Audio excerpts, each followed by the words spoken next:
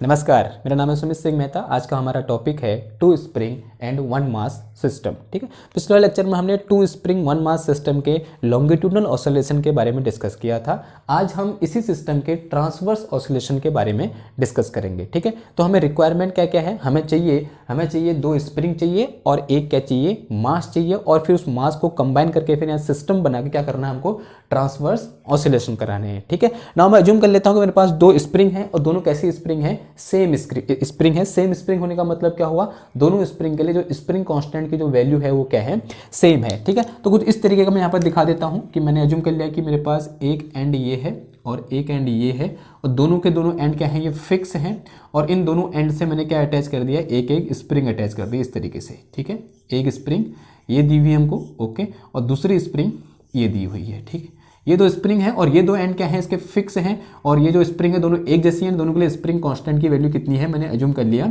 के है। ठीक, नाउ इनिशियली इस स्प्रिंग की जो लेंथ है, यानी जो रिलैक्स लेंथ है इसकी कितनी है, वो ए नॉट है, और इस स्प्रिंग की जो रिलैक्स लेंथ है वो कितनी मान ली मैंने, वो भी कितनी मान ली, ए नॉट मान ली। दोनों की लेंथ भी क्या है, सेम है, रिलैक्स लेंथ, यानी अभी हम पर कोई भी मास नहीं लगा रखा है। अब मुझे क्या करना है, इन दोनों स्प्रिंग के साथ एक मास अटैच करना है। ठीक है, और जैसे मैं इन दोनों स्प्रिंग के साथ मास अटैच करूंगा तो इन दोनों स्प्रिंग में क्या आएगा, कुछ स्ट्रेच आएगा और उस स्ट्रेच की वजह से क्या होगा, इन दोनों स्प्रिंग की लेंथ में क्या है, कुछ चेंज आएगा।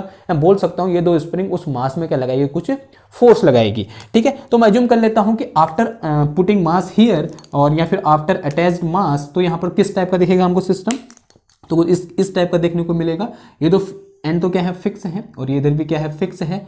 और अब ये देखो यहाँ पर मैंने क्या लगा दिया, अब एक मास लगा दिया। ठीक है, और मैंने अज्यूम कर लिया कि वो जो मास कितना है मेरे पास, m मास लगा दिया, अटैच कर दिया। अब m मास लगाते ही इस स्प्रिंग में का कुछ स्ट्रेच आएगा तो ये स्प्रिंग क्या थोड़ा सा खिंच जाएगी, तो कुछ इस तरीके की दिखेगी हमको। ओके, तो और ये स्प्रिंग में क्या हो, थोड़ा खिंच जाएगी और ये भी हमको कुछ इस तरीके की खिंची हुई दिखेगी। ठीक है, नाउ अब बताओ क्या लेंथ में चेंज आएगा, आंसर है ऑब्वियसली चेंज आएगा। स्प्रिंग की लेंथ में क्या है, कुछ चेंज आएगा। मैंने अज्यूम कर लिया कि वो चेंज कितना आया, पहले ए नॉट थी, अब कितनी होगी ये लेंथ, ए हो गई है, और ये भी पहले कितनी थी, ए नॉट थी, अब कितनी हो गई है, ए हो गई है। ठीक है, और मैं अज्यूम कर रहा हूं कि यहां पर जो ये मास है वो रेस्ट में है, यानी इस मास पर जो नेट फोर्स है ड्यू टू दिस स्प्रिंग वो कितना है, जीरो है। ठीक है, नेट फोर्स कितना है यहाँ पर, जीरो है, यानी जितना फोर्स इस डायरेक्शन में लग रहा है उतना ही फोर्स इस डायरेक्शन में लग रहा है। मैं दूसरी भाषा में मैं ये बोल सकता हूं कि जैसे ही मैंने यहाँ पर मास m लगाया, इन दोनों स्प्रिंग से मास अटैच किया m, इन दो स्प्रिंग में क्या आ गया, कुछ टेंशन आ गया। नाउ इस पॉइंट पर यानी इस मास पर जो टेंशन होगा वो किस डायरेक्शन में होगा, यहाँ पर इस स्प्रिंग के द्वारा इस डायरेक्शन में और इस स्प्रिंग के द्वारा इस डायरेक्शन में। जैसे कि अभी हमने बोला कि ये मास कहाँ है, रेस्ट में है, यानी कोई भी मोशन नहीं कर रहा है या कोई भी ऑसिलेशन नहीं कर रहा है, तो जितना टेंशन इस डायरेक्शन में होगा उतना ही टेंशन इस डायरेक्शन में होगा। और इस टेंशन या फिर फोर्स की जो वैल्यू होगी, इस टेंशन टी की जो वैल्यू होगी कितनी होगी, जो ये टेंशन टी होगा वो किसके बराबर होगा। Now from the Hooke's law this force, यानी टेंशन किसके कारण है, ड्यू टू स्प्रिंग है, and this tension is directly proportional to displacement, या फिर from Hooke's law this tension is equal to minus k into displacement. कितना हो जाएगा, this tension T is equal to minus k into displacement from mean position भी बोल सकते हैं। ठीक है, तो यहाँ से टी इज इक्वल टू कितना आ जाएगा, देखो ये माइनस के क्या है यहाँ पर, स्प्रिंग कांस्टेंट बोल सकते हैं या फिर फोर्स कांस्टेंट बोल सकते हैं। अब डिस्प्लेसमेंट कितनी हुई होगी, दोनों स्प्रिंग में डिस्प्लेसमेंट सेम है क्योंकि दोनों की जो नई लेंथ है वो भी क्या है, सेम है। इनिशियली दोनों की लेंथ कितनी थी, ए नॉट थी, अब जो नई लेंथ है कितनी है, ए है, तो डिस्प्लेसमेंट कितना हुआ होगा, ए माइनस ए नॉट। तो डिस्प्लेसमेंट कितना हो जाएगा यहाँ पर, ए माइनस ए नॉट हो जाएगा। तो से it is some equation number 1। Okay, ना अब यहाँ पर एक चीज मैं और अज्यूम कर रहा हूँ या फिर उसको मैं नेग्लेक्ट कर रहा हूँ, वो क्या नेग्लेक्ट कर रहा हूँ, ग्रेविटी को नेग्लेक्ट कर रहा हूँ। ठीक है, नाउ जैसे मैं यहाँ पर मास लगाऊंगा, ये मास को ग्रेविटी क्या करेगी, पुल करेगी। तो जैसे ही मैं ग्रेविटी का इफेक्ट लूंगा तो स्प्रिंग पहले ऐसी है, जब मैंने ग्रेविटी नेग्लेक्ट की है स्प्रिंग ऐसी है। ठीक है, इस मास, ये बीच में मास है और ये स्प्रिंग ऐसी है। जैसे मैं ग्रेविटी को अज्यूम करूंगा तो ये स्प्रिंग ऐसी हो जाएंगी, ऐसी हो जाएंगी। ठीक है, जैसे कि हम सोच सकते हैं ना, क्योंकि मास को क्या करेगी, ग्रेविटी नीचे को पुल करेगी, तो स्प्रिंग ऐसी हो जाएगी। ठीक है, तो ऐसा ना हो इसके लिए मैं क्या कर रहा हूं, जो ये मास है इस पर लगने वाला जो ग्रेविटेशनल पुल है उसको मैं क्या कर दे रहा हूं, नेग्लेक्ट कर दे रहा हूं। ठीक है, तो यहाँ पे क्या लिख दूंगा मैं, नेग्लेक्टिंग ग्रेविटेशनल पुल।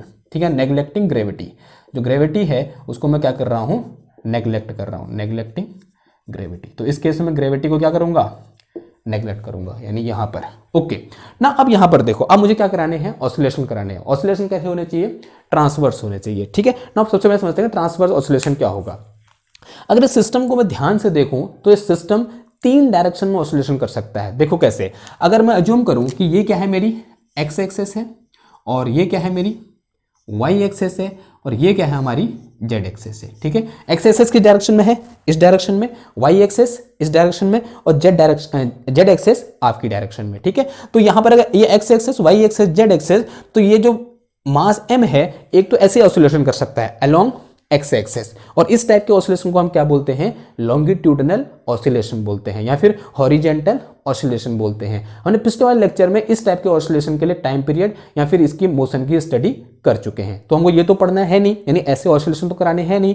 हमको ऑसिलेशन कैसे कराएंगे, हम या तो अलोंग जेड डायरेक्शन या फिर अलोंग वाई डायरेक्शन या फिर अलोंग जेड डायरेक्शन। जब ऑसिलेशन कैसे होंगे, अलोंग जेड डायरेक्शन या फिर अलोंग वाई डायरेक्शन या फिर अलोंग जेड डायरेक्शन होंगे, तो इस टाइप के ऑसिलेशन को हम क्या बोल देंगे, ट्रांसवर्स ऑसिलेशन बोल देंगे। तो ट्रांसवर्स ऑसिलेशन, लॉन्गिट्यूडनल ऑसिलेशन कैसे होते हैं, परपेंडिकुलर होते हैं, या तो along y direction, either along z direction. ठीक है, तो मैं यहां पर अज्यूम कर रहा हूं कि हमारे जो ऑसिलेशन हो रहे हैं किस डायरेक्शन में हो रहे हैं, वाई डायरेक्शन में हो रहे हैं, यानी हमारा जो ये मास है वो केवल वाई डायरेक्शन में ऑसिलेट कर सकता है, क्योंकि जेड डायरेक्शन में ऑसिलेट करेगा तो मैं यहाँ पर दिखा नहीं पाऊंगा कि बोर्ड पर वो जेड डायरेक्शन में किस तरीके से ऑसिलेट करेगा। ठीक, तो मैं जबरदस्ती क्या करूंगा, इसको वाई डायरेक्शन में ऑसिलेट करूंगा। ठीक है, taking oscillation along y direction. ठीक है, किस डायरेक्शन में, y direction, taking oscillation along y direction या फिर वाई एक्सेस भी बोल सकता हूँ। ठीक है, तो हमको ऑसिलेशन किस डायरेक्शन में लिखने हैं, वाई एक्सेस में लिखने हैं। ठीक है, वाई डायरेक्शन में। नाउ कैसे होंगे ऑसिलेशन, क्या करना पड़ेगा, सबसे पहले मुझे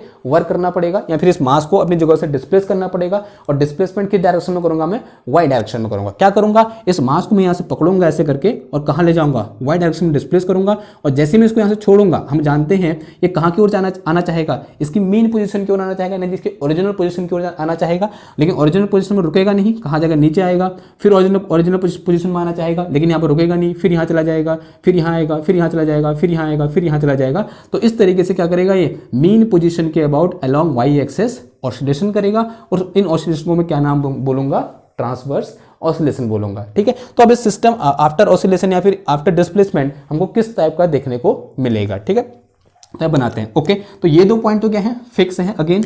ठीक है, ये वाला पॉइंट और ये वाला पॉइंट दोनों क्या है, फिक्स हैं। नाउ अब इनिशियली किस पोजीशन पे था, ये इस पोजीशन में, इस डायरेक्शन में था। ठीक है, जो स्प्रिंग थी या फिर जो सिस्टम था इनिशियली ऐसे रखा हुआ था। ओके, मैंने अज्यूम कर लिया कि ये क्या है, इसकी मेन पोजीशन है, इसे मैंने क्या अज्यूम कर लिया, ओ अज्यूम कर लिया, ये क्या है, मेन पोजीशन। नाउ इस मास m को मैंने इस मेन पोजीशन से डिस्प्लेस किया अलोंग वाई डायरेक्शन, और मैंने इसको उठा के कहाँ रख दिया, इधर रख दिया। ठीक है, ये जो मास m पहले यहाँ था, मैंने इसको वाई डायरेक्शन में डिस्प्लेस कर दिया, कितना कुछ डिस्प्लेस किया मैंने, और डिस्प्लेस करके कहाँ रख दिया, इधर रख दिया। मैं अज्यूम कर रहा हूँ कि वाई डायरेक्शन में डिस्प्लेसमेंट है वो कितना हो गया है, वाई हो गया है। ठीक है ना, अब इन दोनों स्प्रिंग में क्या है, कुछ स्ट्रेच आएगा, क्योंकि मैं क्या कर रहा हूँ, इस मास को यहाँ से उठाकर इधर पुट कर रहा हूँ, तो इन दोनों स्प्रिंग में क्या है, कुछ स्ट्रेच आएगा, और मैंने अज्यूम कर लिया स्ट्रेच आने के बाद वो स्प्रिंग मुझे कुछ इस टाइप की देखने को मिली। ठीक है, सिमिलरली ये वाली स्प्रिंग में क्या है, कुछ स्ट्रेच आएगा और कुछ इस टाइप की मुझे देखने को मिली आफ्टर डिस्प्लेसमेंट वाई।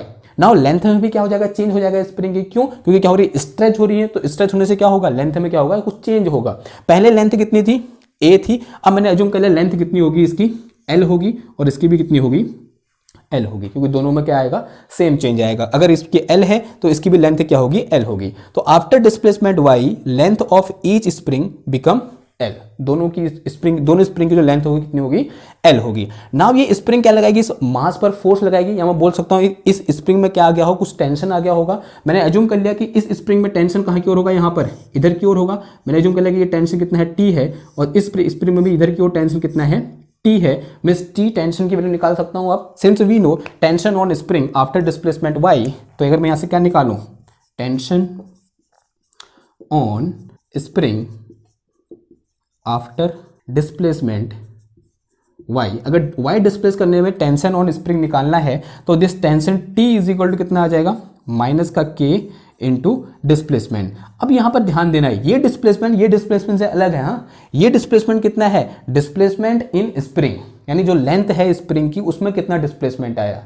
तो लेंथ में कितना डिस्प्लेसमेंट आया है, पहले लेंथ कितनी थी, a नॉट, अब कितनी हो गई है, l हो गई है। तो नेट डिस्प्लेसमेंट कितना आया, L माइनस ए नॉट आया। ठीक है, ये डिस्प्लेसमेंट किस में है, इस मास में है, लेकिन हमको डिस्प्लेसमेंट अगर हम टेंशन निकाल रहे हैं तो यहां पर ये कौन सा फोर्स है, स्प्रिंग फोर्स भी बोल सकते हैं ना इसको हम, फ्रॉम हुक्स लॉ। तो डिस्प्लेसमेंट कौन सा डिस्प्लेसमेंट होगा, डिस्प्लेसमेंट इन स्प्रिंग या फिर in length of spring, in length of spring, यानी स्प्रिंग की लेंथ कितनी चेंज हुई, वो वाला हिसाब किताब है। ठीक है, यहाँ पर ये जो डिस्प्लेसमेंट की बात कर रहे हैं, क्योंकि कौन सा लॉ है, हुक्स लॉ से हम क्या निकाल रहे हैं, वहां पर टेंशन निकाल रहे हैं। ठीक है, तो कितना हो जाएगा बताइए, इनिशियल लेंथ कितनी थी ए नॉट, अब कितनी होगी ये लेंथ एल, तो ये एल क्या होगी, ए नॉट से ज्यादा होगी, तो यहाँ पर डिस्प्लेसमेंट कितना हो जाएगा, एल माइनस ए नॉट हो जाएगा। तो कितना आ जाएगा ये माइनस का k into L minus a naught आ गया। ठीक है, so it is same question number 2। Okay, तो ये तो क्या हो गया, टेंशन हो गया।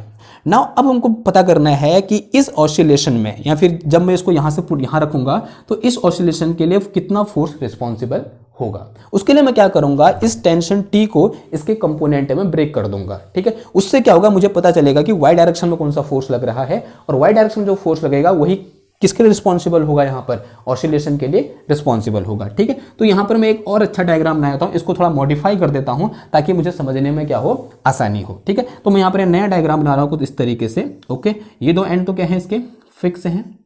ओके, ये वाला इधर और ये वाला इधर, ये क्या है, इसकी इनिशियल पोजिशन है। इनिशियली ओके टेढ़ा हो गया, नहीं, इनिशियली कहाँ था, इस पॉइंट ओ पर था, फिर इस मास को मैंने डिस्प्लेस किया, डिस्प्लेस करके कहाँ रख दिया, कहीं इधर पुट कर दिया। ये क्या है मेरे पास, मास m है ना। अब मैं क्या कर रहा हूं, जो यहां पर स्प्रिंग है, इन दो स्प्रिंग को मैं किससे रिप्लेस कर दे रहा हूं, स्ट्रिंग से रिप्लेस कर दे रहा हूं, ताकि जो हमारा डायग्राम हो साफ बने। ठीक है, और कोई इसमें कुछ नहीं है, सिर्फ क्या कर रहा हूं मैं, यहाँ पर जो स्प्रिंग है इनको स्ट्रिंग से रिप्लेस कर दे रहा हूं, तागे से रिप्लेस कर दे रहा हूं, ताकि देखने में क्या हो, थोड़ा अच्छा लगे या फिर हमको समझने में आसानी हो। ओके, ना मैंने इसको क्या कर दिया, इस स्प्रिंग को इस स्ट्रिंग से रिप्लेस कर दिया, और इस स्प्रिंग को भी एक स्ट्रिंग से इस तरीके से रिप्लेस कर दिया। ठीक है, नाउ मैंने अज्यूम किया कि जैसे मैंने इसको कितना डिस्प्लेस किया, यहाँ से y डिस्प्लेस कर रखा है, और जैसे मैंने इसको y डिस्प्लेस किया, मैंने अज्यूम कर लिया कि इस स्ट्रिंग ने यहाँ से थीटा एंगल बनाया, या फिर इस स्प्रिंग ने यहाँ से थीटा एंगल बनाया, या फिर इस स्ट्रिंग ने यहाँ से कितना एंगल बनाया, थीटा। जितना एंगल ये बनाएगा उतना ही एंगल ये भी बनाएगा। ओके, नाउ अब यहाँ पर क्या लग रहा है, टेंशन लग रहा है किस डायरेक्शन में, इस डायरेक्शन में कितना t, और यहाँ पर भी टेंशन लग रहा है इस डायरेक्शन में कितना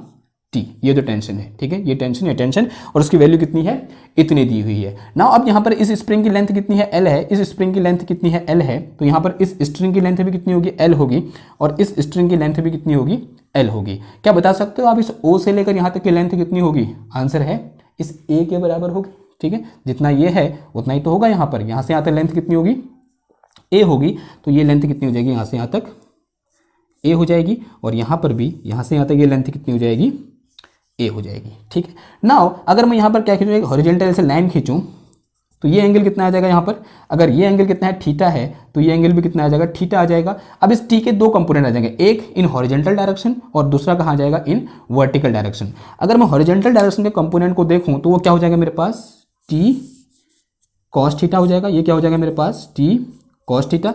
अगर मैं वर्टिकल डायरेक्शन के कंपोनेंट को देखूँ तो कहाँ की ओर आएगा, इधर की ओर, और वो क्या होगा मेरे पास यहाँ पर टी साइन थीटा हो जाएगा। ठीक है, अगेन अगर मैं इस टेंशन की बात करूं तो इसका एक क्या निकलेगा मेरे पास, यहाँ पर हॉरिजॉन्टल कंपोनेंट निकलेगा। वो कैसा होगा मेरे पास, कुछ इस तरीके का होगा, और ये कौन सा होगा मेरे पास, टी कॉस थीटा होगा।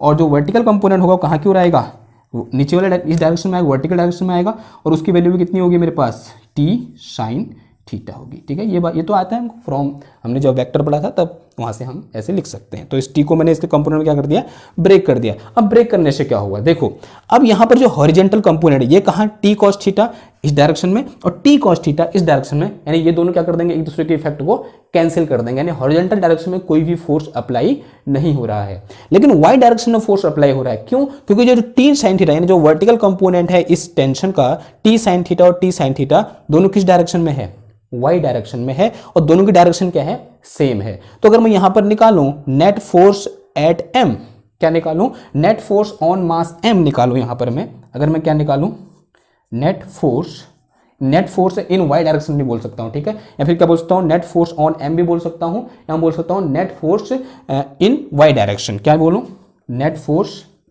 इन वाई एक्सेस या फिर वाई डायरेक्शन कितना आ जाएगा, कितना है, देखो अब x डायरेक्शन में तो कोई फोर्स है नहीं क्योंकि इधर को तो सब कैंसिल हो गया है। y डायरेक्शन में कितना फोर्स है, मगर अज्यूम करूँ y डायरेक्शन जो फोर्स है वो कितना है, Fy है, then this Fy is equal to T sine theta plus T sine theta, क्योंकि दोनों डायरेक्शन के है सेम है तो क्या हो जाएंगे, ऐड हो जाएंगे।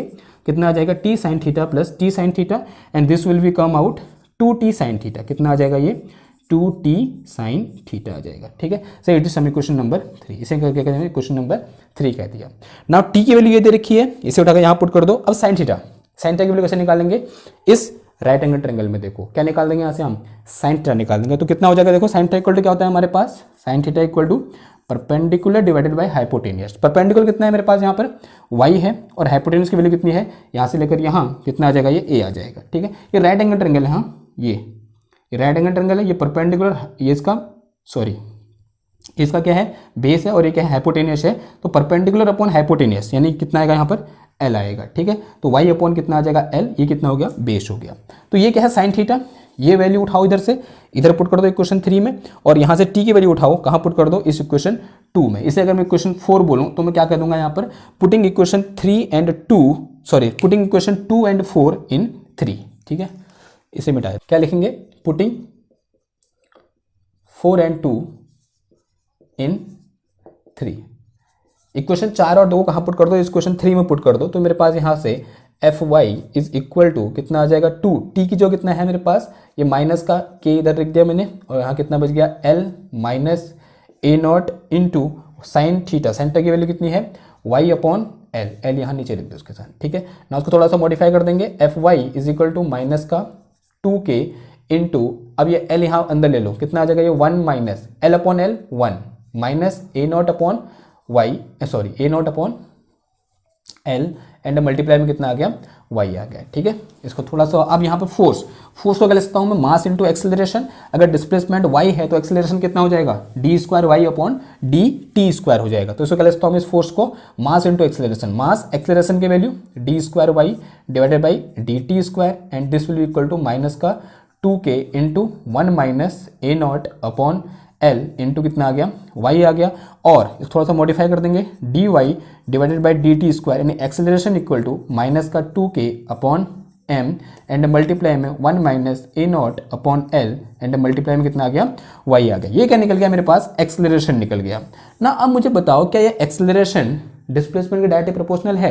क्यों बोल रहा हूँ मैं, क्योंकि हमें कहना है, बताना है क्या ये जो ऑसिलेशन है यहाँ पर, ये सिंपल हार्मोनिक मोशन है या नहीं है। तो उसके लिए क्या होना चाहिए, जो एक्सेलरेशन होना चाहिए वो डायरेक्टली प्रोपोर्शनल टू डिस्प्लेसमेंट होना चाहिए। ठीक, नाउ ये क्या है, y क्या है, डिस्प्लेसमेंट। अब ये जो टर्म है, अगर ये एक्सेलरेशन इस y के प्रोपोर्शनल होगा तो इस टर्म ने क्या होना चाहिए, कांस्टेंट होना चाहिए। तो एक बार देखिए इसको, क्या ये टर्म पूरा कांस्टेंट है, ध्यान से देखिए, k constant, m constant, 1 constant, a not constant, l constant है, कांस्टेंट नहीं है। क्यों, क्योंकि L क्या है, लेंथ है। जब मैंने इसको क्या किया, Y डिस्प्लेस किया, तो जब ये ऑसिलेशन करेगा Y की वैल्यू चेंज होगी, तो Y की वैल्यू चेंज होने से इस स्प्रिंग में स्ट्रेस कम या ज्यादा होगा, और उससे क्या होगा, इसकी लेंथ क्या होगी, कम या ज्यादा होगी। यानी ये जो Y है, ये जो L है, ये क्या कर रहा है, Y के साथ चेंज हो रहा है। यानी यहां से क्या बोल सकता हूं, जो L है वो किसका फंक्शन है, y का फंक्शन है। तो इसका मतलब L कांस्टेंट नहीं है, तो ये पूरा का पूरा कांस्टेंट नहीं है। इसका मतलब ये जो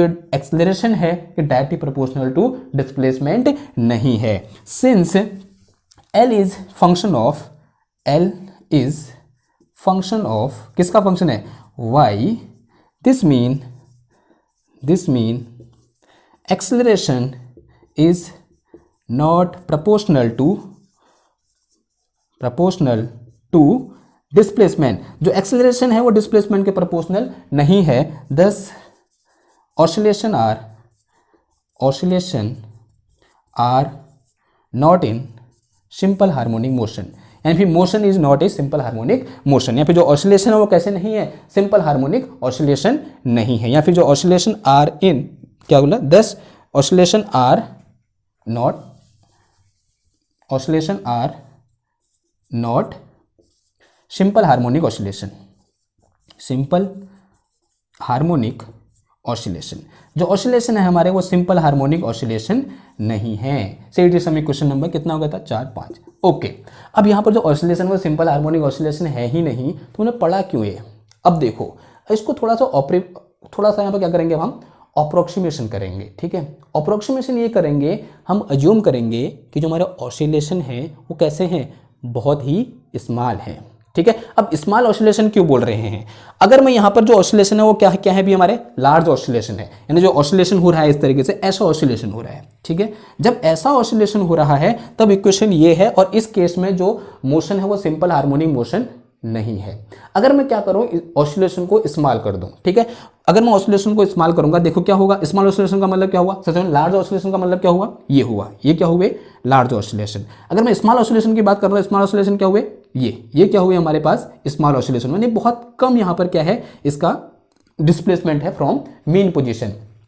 अगर डिस्प्लेसमेंट बहुत कम है तो जो y की वैल्यू है वो l की वैल्यू से क्या होगी, बहुत छोटी होगी। यहां बोल सकता हूं मैं इस y की वैल्यू इस a की वैल्यू से क्या होगी, बहुत छोटी होगी। अगर मैं ये बोलूं क्या, फॉर स्मॉल ऑसिलेशन, किसके लिए, फॉर स्मॉल ऑसिलेशन, ठीक है। फॉर स्मॉल ऑसिलेशन जो यहां पर क्या है मेरे पास l होगा, वो क्या होगा, l नहीं y, जो y होगा वो क्या होगा, लेस देन l होगा। और मैं क्या बोल सकता हूं, जो y होगा वो लेस देन क्या होगा, a होगा, ठीक है। ऐसी कुछ कंडीशन होगी तो l की वैल्यू में क्या आ जाएगा, कुछ चेंज आ जाएगा। देखो अगर मैं इस ट्रायंगल से देखूं, अगर ये कैसा है, राइट एंगल ट्रायंगल है, तो l स्क्वायर इक्वल टू क्या हो जाएगा, इधर से हाइपोटेनस का square equal to perpendicular square plus base square, तो l स्क्वायर इक्वल टू क्या हो जाएगा, y स्क्वायर प्लस का a स्क्वायर हो जाएगा।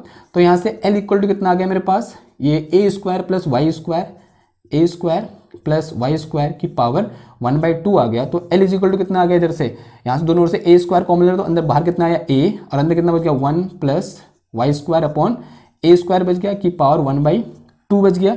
तो यहाँ से मेरे पास l इज इक्वल टू कितना आ गया, ये आ गया मेरे पास क्या, a बाई बाइनोमियल इसको ओपन कर देंगे तो कितना आ जाएगा 1 plus y square divided by 2a square plus and so on आगे को। ओके, नाउ जो y है वो क्या है, बहुत छोटा है, किसके कंपेयर में, इस a के कंपेयर में, और a बड़ा है इससे। देखो अगर y बहुत छोटा है उसका स्क्वायर कर दो, क्या हो जाएगा, और छोटा हो जाएगा। फिर मैंने क्या कर दिया, इसको a स्क्वायर से डिवाइड कर दिया, यानी वो और छोटा हो गया।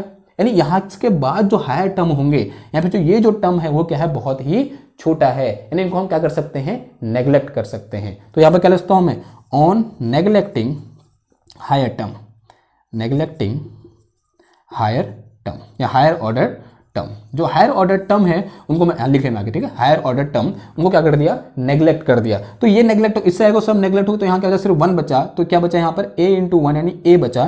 तो जो l है वो लगभग किसके बराबर होगा, a के बराबर होगा। कब, जब हमारे जो ऑसिलेशन होंगे वो क्या होंगे, बहुत ही छोटे होंगे, ठीक है। जब बहुत छोटे ऑसिलेशन होंगे, जो ये l लेंथ होगी वो किसके बराबर होगी, a के बराबर होगी। समझ सकते हो आप, बहुत ही छोटे ऑसिलेशन ऐसा होगा, ऑसिलेशन ये इतना ऑसिलेशन होगा, तो जो L होगा वो लगभग किसके बराबर होगा, A के बराबर होगा। तो for small oscillation L approx equal to A।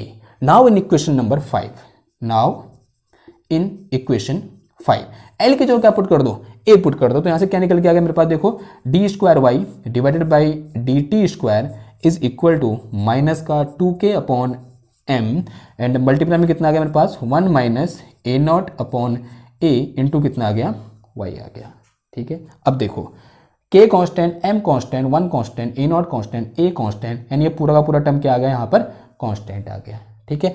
So in this case this acceleration is directly proportional to y।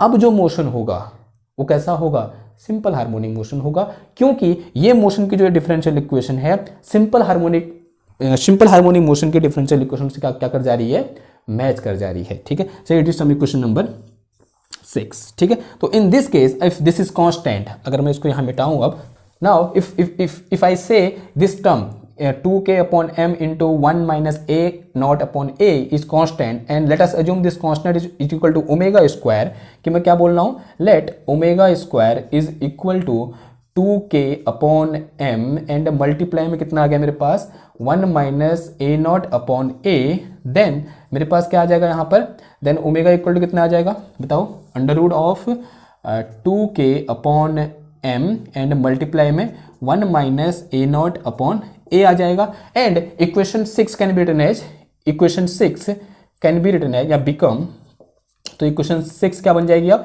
यहाँ पर जो ये पूरा टर्म है इसको क्या पुट कर दो, ओमेगा स्क्वायर। तो क्या आ गया मेरे पास यहाँ पर, d square y divided by d t square is equal to minus का omega square into y. This is the equation of simple harmonic motion, ठीक है, या फिर differential equation of simple harmonic motion. So we can say that for small oscillation this objective these oscillation are in simple harmonic motion. Now ये क्या है मेरे पास omega square. अब क्या निकाल दूंगा उसका मैं टाइम पीरियड निकाल दूंगा। ओके, टाइम पीरियड कैसे निकालेंगे अब हम बताइए, क्योंकि टाइम पीरियड इक्वल टू क्या होता है हमारे पास 2 पाई बाई ओमेगा। ओमेगा हमको यहाँ पर दिया हुआ है।